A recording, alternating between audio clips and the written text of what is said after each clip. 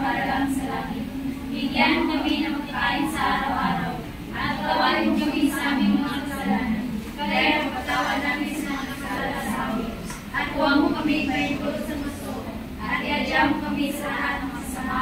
Amen. Sa ngalan ng Ama, ng Anak, ng Espiritu Santo. Amen. Bago kayo maupo, tingnan niyo muna yung paligid kung meron tong mga basura at pakimpulot nito. At itapon sa basurahan. Okay na? Opo. Ayusin niyo muna ang linya ninyong mga upuan bago kayo maupo. Opo. Okay, maaari na kayong maupo. Opo. Opo. Bago natin simulan ang pag-aaral na yun, nais muna namin ipakilala ang aming mga sarili. Ako nga pala si Binibining Cristal at kasama ko si Binibining. Ako naman po si Binibining Jessa at ako naman si Binibining Mansi. At kami ang inyong magiging guro sa araw na ito. Bago natin simulan ang napakasayang pag-aaral, maglalaro muna tayo ng Sino ang Narito? Kapag binanggit ko ang inyong pangalan, sasabihin nyo ng malakas, narito po, at itataas nyo ang inyong mga kamay. Maliwanag ba? Maliwanag po. Okay, simulan na natin. Handa na ba kayo? Handa na po. Okay. Katayas? Wala po. Maambong? Wala po. Makalalag? Narito po. Opo. Makomes? Narito po. Madrigal? Narito po. Mag-aso? Narito po. Mariposke? Narito po. Martel? Narito po. Milgor? Narito po. Milan? Narito po. Montisilio? Narito po. Montes? Narito po. Muralias? Narito po. Noya? Narito po. Obenza? Narito po. Panelia? Narito po. Pandilag? Narito po ako sa likod. Pantuhan? Narito po. Yudos? Narito po. Uledo? Narito po. Provida? Narito po ako. Puente Negra? Narito po. Pulgade? Narito po. Rapos? Narito po. Ranes? Absent. Absent, Ranes? Opo. Sabas? Salvador? Wala po. Serentas? Narito po. Shabok? Nandito. Narito po. Narito, sir. Sipla? Sinang po. Hindi. Ano ka na yun? Shepra? Narito po. Sorella? Narito po. Soronio? Sumalo? Narito po ako, guro. Kabuada? Rakin? Nandito po.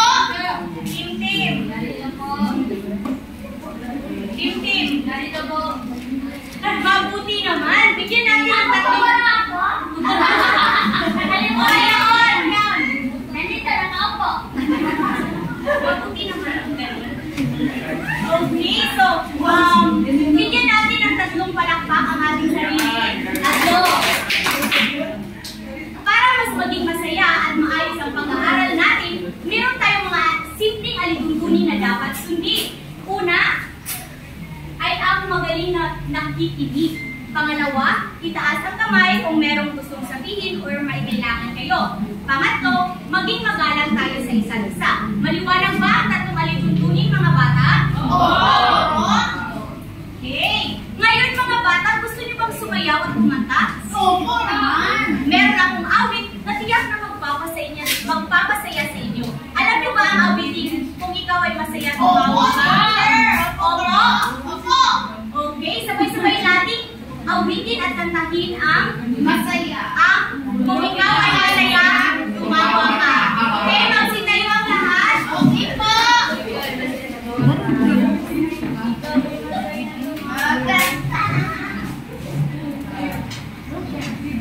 Handa na ba kayong mag-enjoy at sumayaw? Handa na po! Okay, in one, two, three, Kung ikaw ay masaya, tumawag ka. Kung ikaw ay masaya, tumawa ka!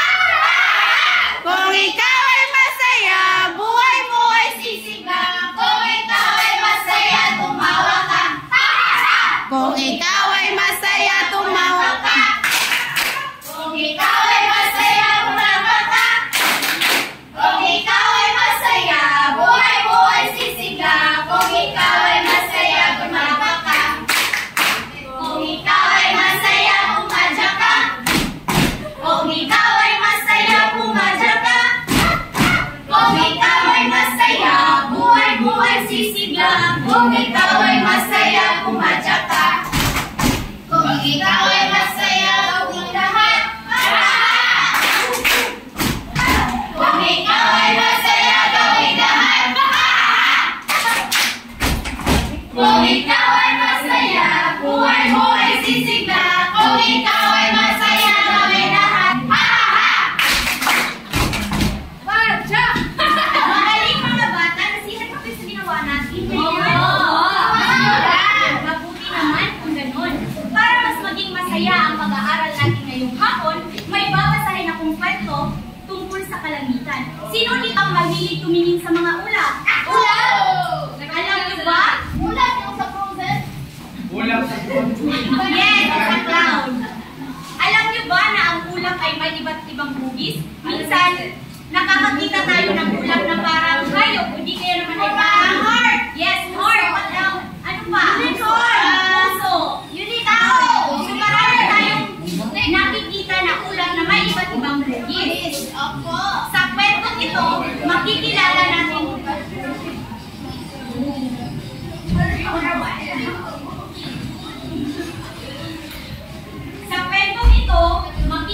natin ang ulap na may nakakasayang mukha. Handa na ba kayong malaman ang kwento? Opo! Handa na ba? Opo! Okay, narito ang kwento. Ang nakangiting ulap. Si Nene ay isang masayang bata. Lagi siyang nakangiti at tumatawa. Isang araw, habang naglalaro siya sa parke, nakita niya ang isang ulap na nakangiti rin. Ang saya ng ulap, sigaw ni Nene. Parang gusto niyang makipaglaro. Ngunit, nang tumingin ulit siya, ang ulap ay hindi na nakangiti. Parang nalulungkot ito. Bakit ka malungkot, ulap? Tanong ni Nene. Kasi, nag-iisip ako sa mga puno, sagot ng ulap. Ang sarap sigurong maglaro sa lupa kasama ang mga bata. Bakit hindi ka bumaba? Tanong ni Nene. Hindi ko kaya. Sagot ng ulap. Ako ay ulap at bahay ko ay nasa langit. Naisip ni Nene ang sinabi ng ulap. Pero, kaya mo naman akong dalhin sa langit, di ba? Tanong niya. Oo naman, sagot ng ulap. Sumakay ka sa akin. Sumakay si Nene sa ulap. Tumaas sila ng tumaas hanggang makarating sila sa langit. Ang ganda dito, sigaw ni Nene. Pero bakit ka nalulungkot, ulap? Kasi wala akong kaibigan dito sa langit, sagot ng ulap. Ang lungkot-lungkot ko, ang lungkot-lungkot ko. Naisip ni Nene ang sinabi ng ulap. Hindi ka nag-iisa, sabi niya. Ako ang kaibigan mo. Nagsaya ang ulap. Talaga? Salamat, Nene. Mula noon, lagi nang naglalaro si Nene at ang ulap sa langit. At dahil sa pagkakaibigan nila, natutunan ni Nene na ang mga salita ay hindi lang para sa pag-uusap, kundi para rin sa pagpapahayag ng damdamin. Naiintindihan niyo ba ang kwento, mga bata? Opo! Talaga ba? Opo! Okay, anong nga ulit ang pamagat ng kwento? Ang nakaliting ulap. Ang nakaliting ulap. So, ano ang mga emosyon na pinapatid sa kwento? Yes, Annalyn? Malungkot, tama. Ano pa? Masaya, teacher. Masaya, tama. Ano pa? Yes, Jean? Tumatawa, teacher. Tumatawa. Ano pa? Tama? Ano pa? Takot. Ano pa? Sino pang gustong sumagot? Nangingiti. Nangingiti. So, yun ay mga emosyon na ibinabatid sa kwento. Ngayon, bakit naging malungkot si Olap? Bakit naging malungkot? Yes, Annalyn? Dahil wala siyang kaibigan sa langit. Dahil wala siyang kaibigan sa langit. Sino ba gustong sumagot? Yes, Jean? Kasi naiingit siya sa mga puno. Kasi naiingit siya sa mga puno. Tama? Ano pa? Okay. Yes, Adonis? Ingitero si ulap. Ingitero si Ulap? Siguro. Okay. So, ano ang naramdaman ni Olap nung sinabi ni Nene na magiging kaibigan sila? Masaya. Yes, Jinky? Naging Masaya. Naging masaya ang Olap. Ano pa? Yes,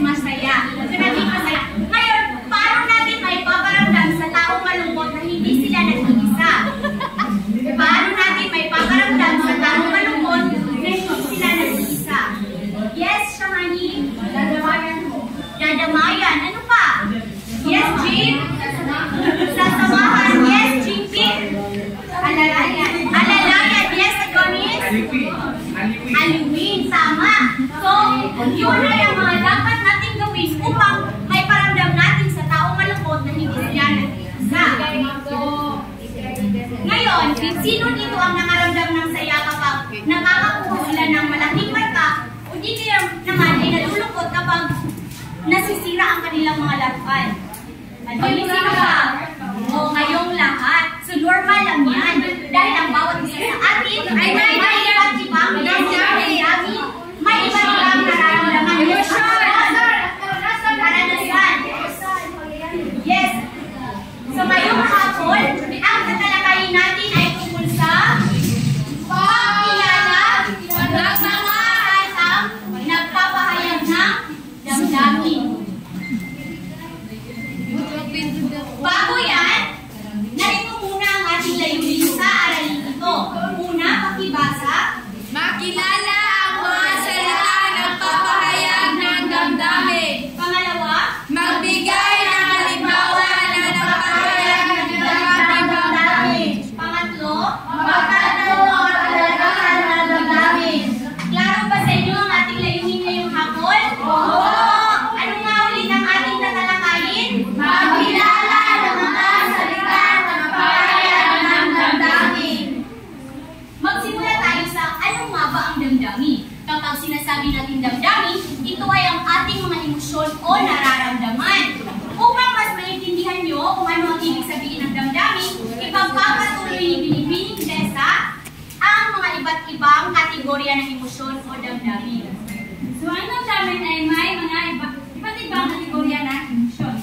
Una ay ang pangunahing ng emosyon. So, may kagayahan, kalungkutan, galit, tampo, at pagkagulat.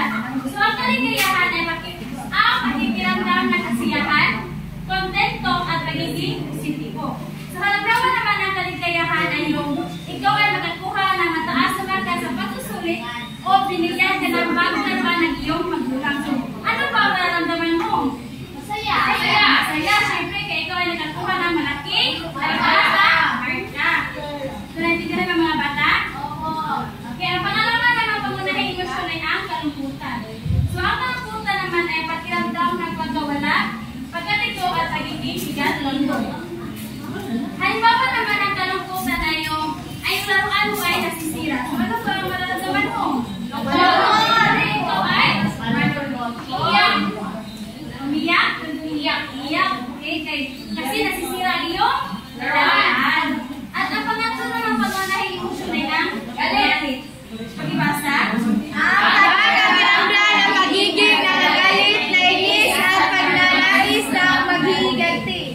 So, halimbawa naman ito ng galit ay yung laruan na binigay ng iyong magulang ay sinira na iyong kaibigan. So, ano pa mararamdaman mo? Galit! Pre, ito ay magagalit. Kapag Yes, di ba? Okay. So, ang pangapat naman ng pangunahing emosyon ay ang takot. Pagkibasa? Ang pakiramdam ng panganib, pagpapalisa at pagnanais na makatakas. Tama ka? Tatas. Halimbawa naman ito ay yung takot ka sa Multo!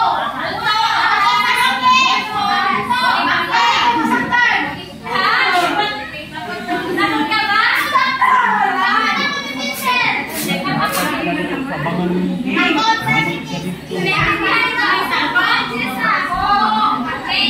Ang pangunahing pangunahing emosyon ay ang pag-aalala.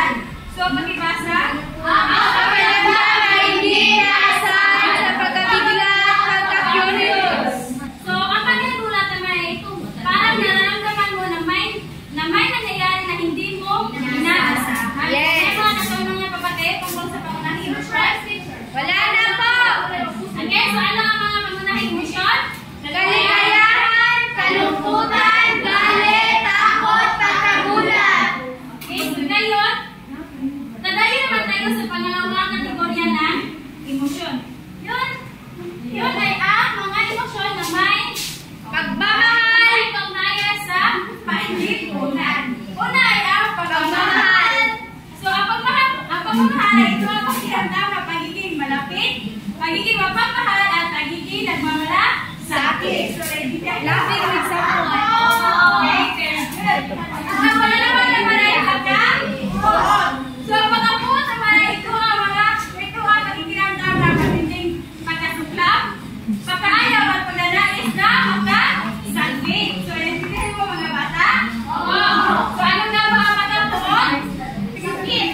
Grace? Taas ang kalumay. Pagkakapo. Yes, yung pagkasupla. Hindi pagka? Okay. At ang pangatlo naman ay ang pagka-ingit. So, ang pagka-ingit naman ay ito ang pagpapakiramdam ng mga magnanais na magkaroon ng kung ano ang mayroon na secure, no? So, at ang pang-apat naman ay ang pagka-awa. So, ang pagka-awa naman ay ito ang pakiramdam ng pakikiramay, pagkakabang at pagnanais na tumulong. Very good, David. So, naiintindihan niyo ba ang pag-aawa? Opo! Okay. So, at ang panghuli naman ay pagdamahiyain. So, ang pagdamahiyain naman ay pakiramdam na pagiging hindi komportable, ang pagiging nahihiya, at pagnanais na magtago. Very good. So, naiintindihan niyo ba ang emosyon na may kaugnay sa panlipunan? Opo! So, ano ang mga iyon? Pagmamahal, pagkapuon, pagkaingit, pag-aawa, pagkahiyain. Okay, very good. So now, dayo naman tayo sa pangatlong kategorya ng emosyon. Yun ay ang mga emosyon na may kaugnayan sa pag-iisip. So ito ang mga damdamin na nararamdaman natin sa ating mga isipan. Una ay ang pag-asa. So ang pag-asa ay pakiramdam na pagiging positibo, pagiging tiwala, at pagiging naghihintay na Mabuti! Very good. At ang pangalawa naman ay ang pagkabalisa. So at ang pagkabalisa naman ay ito ang pakiramdam na pagiging pakalala, pagiging kinakabahan, at pagiging hindi Pakali! Kaya pagka Nararatol po, Guro. nanaratol. So at ang pangatlo naman ay ang Pagkanalo! So ang pagkalito naman ay ito ang pakiramdam ng pagiging hindi sigurado, pagiging nalilito, at pagiging hindi makapag-isip na kasi kahit ikaw ay nalilito. So at ang pang-apat naman ay ang pagkamausisa. So ang pagkamausisa ay ito ang pakiramdam ng pagiging interesado, pagiging nagtatanong, at pagiging at pakiramdam ng pagiging inspired at pagiging na malaman. Gusto niya malaman. So naintindihan ba? Opo! So at ang panghuli naman ay ang Likhain! So ang pagkamalikhain naman ay ito ang pakiramdam ng pagiging inspirasyon, pagiging malikhain, at pagnanais na nag-isip ng Bago! So naintindihan niyo ba mga bata? Opo! Okay, magaling. So ano nga ba ang mga emosyon na may kaugnayan sa pag-iisip? Pag-asa, pagkabalisa, pagkalito, pagkamausisa, pagkamalikhain. Okay, very good mga bata. So ngayon, tumayan naman tayo sa mga emosyon na may kaugnayan sa katawan. So ano nga ba ang mga emosyon na may kaugnayan sa katawan? Puso,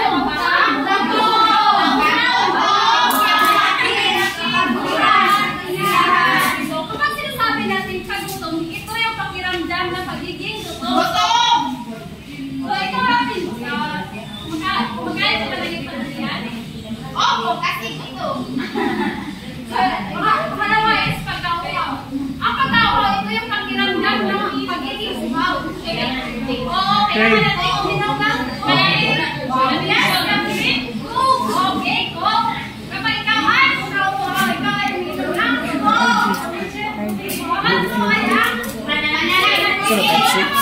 may isip na kapag nag-isip kayo na salitang pananang.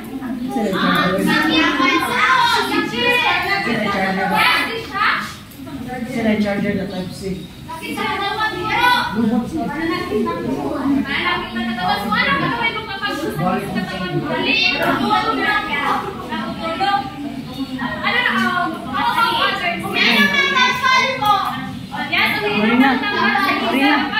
Marina.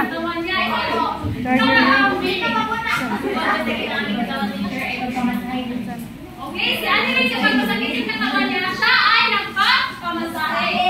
At ang pang-apat naman is kapaguran. So, ano nga ba ang kapaguran mga bata?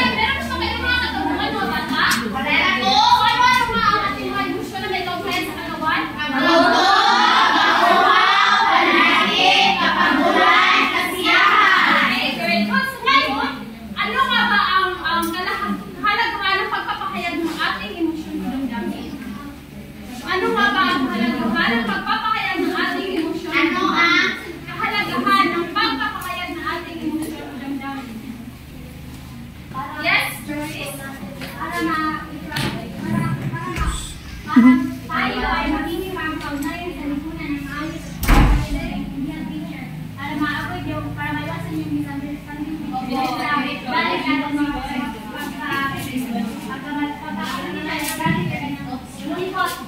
so mahalaga ang pagpapahayag ng ating damdamin o emosyon upang maiwasan ang misunderstanding sa isa't isa. Yes, honey? Ano ang kalagahan ng pagpapahayag ng ating damdamin o emosyon? Para maiwasan ang mag-isip ng kung ano-ano, like overthinking, anxiety, mga negative thoughts. Yes, para maiwasan ang mga overthinking. So, ano nga ba ang maging epekto ng hindi pagpapahayag ng ating damdamin? Yes? Maaari ko magdulot ang depresyon. Yes, ito ay maaari magdulot ng depression. So, ano ba? Yes, Irish?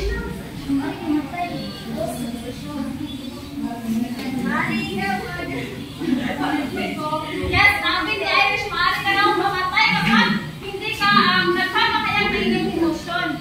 So, ngayon, meron akong strips dito.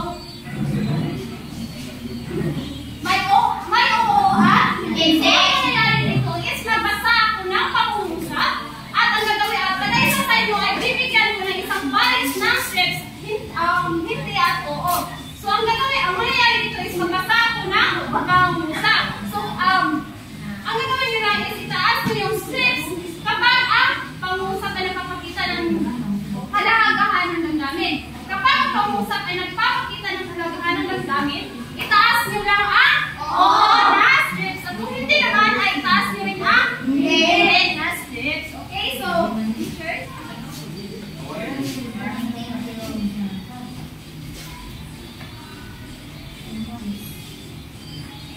So, ano nga ang gagawin ng class kapag ang pangungusap ay nagpapahayag ng kalagahan ng damdamin? Itaas nyo lang ang oo na strips. At kung hindi naman, yes, very good.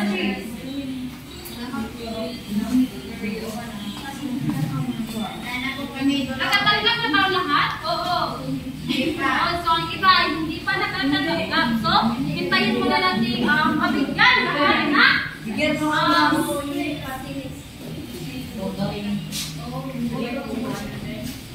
So, sino pang hindi nakakatanggap ng strips? Dito na po. So, sa tingin ko ay nakatanggap na lahat. So, simulan na natin. So, naiintindihan ko kung bakit ka masasaktan. Mahalaga na ipapahayag mo ang iyong nararamdaman.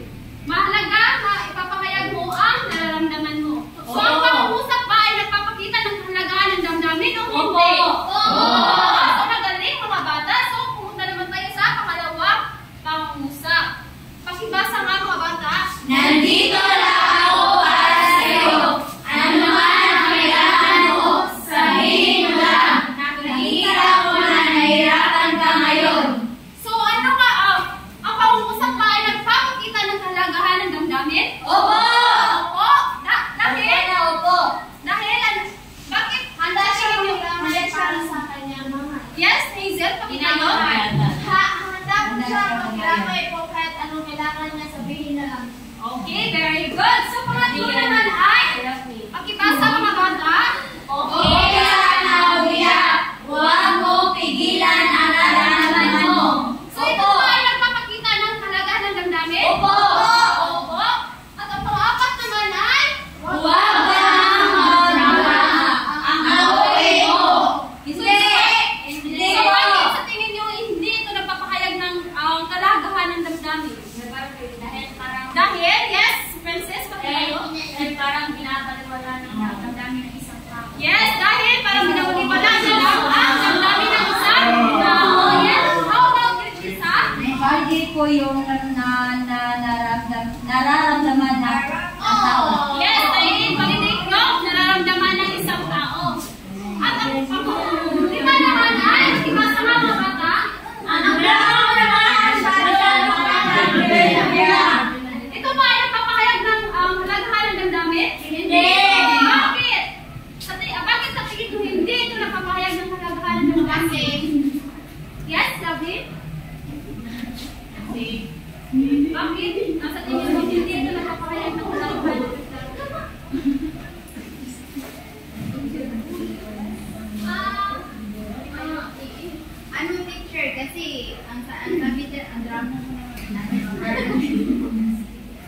Okay. Para kay Lovelyn, ito ay hindi napapayag ng kalaghanan ng namin kasi ang pangungusap ay napapayag ng ang drama mo naman. Kado, para ka? Okay, so, meron na ba kayo mga katanungan mga bata? Okay, so bigyan natin ng magaling ka ang lahat. So, ganito lang ang gagawin ang magaling ka. So, 1, 2, 3, 1, 2, 3, magaling, magaling, magaling. So, magsabayan tayong lahat. Everyone? Tumayo. Tumayo ang lahat. So, 1, 2, 3, start.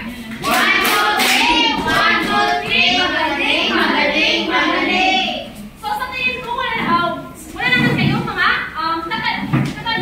So, ngayon, ano nangyayari dyan? Tama ba yun ang ginawa nila? Hindi po! Bakit kayo nag-away? Aliwan ba yun? Okay, so ngayon, pagkiligpit lahat ng gamit na nasa inyong armchair. Pagbilang ko ng 3, dapat una na akong makita ng mga bagay na nasa inyong armchair, maliban na lang sa inyong lapis o ballpen. 1, 2, and 3. Kasi, meron akong magic treasure paper dito. So, ang gagawin nyo lang is, sasagutan nyo lahat ng nasa magic treasure paper. Okay, nag-aintindihan ba tayo mga bata? Opo! Okay.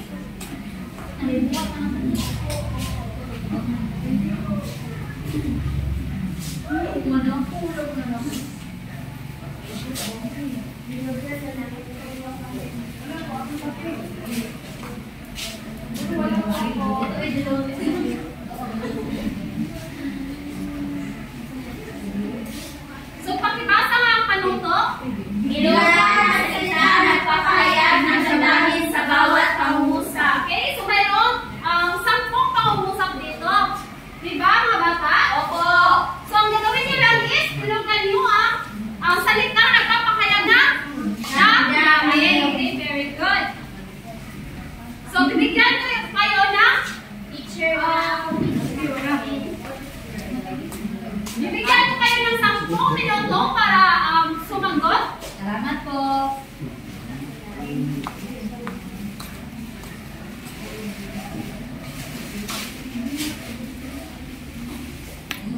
Okay, so tapos na sumagot na lahat? Opo! Opo! Oo, so kung ngayon, pakipasa lahat na inyo, na isagot papel sa inyong harap.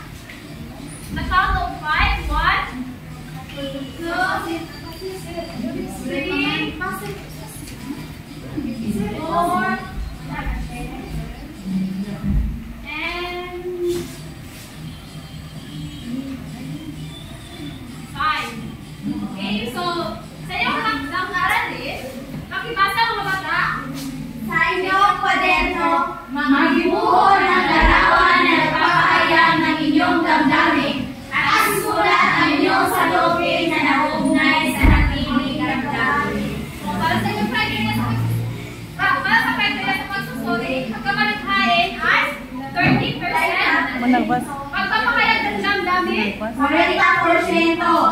pagsusuri at pagsulat, 20%. pagsunod ng mga hakbang, sa atal na panahon, 10%. ang kakukuhang marka, sa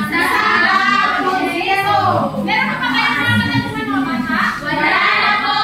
Okay, so, bibalik tayo sa ating layunin. Itaas nyo yung mga kamay kung nakuha nyo ito. Magsimulan na tayo. Nakilala nyo ba ang mga salitang nagpapahayag ng damdamin? Oo! Magaling.